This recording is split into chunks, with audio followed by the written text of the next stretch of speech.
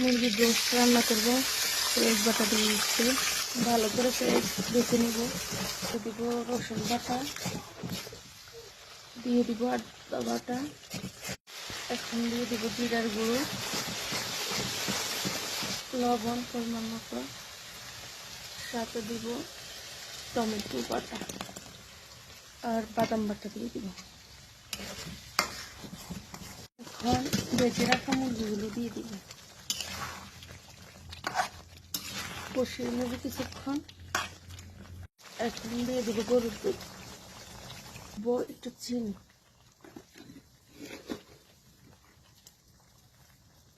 দিয়ে দিব কাঁচামরিচ, দিব একটু পানি।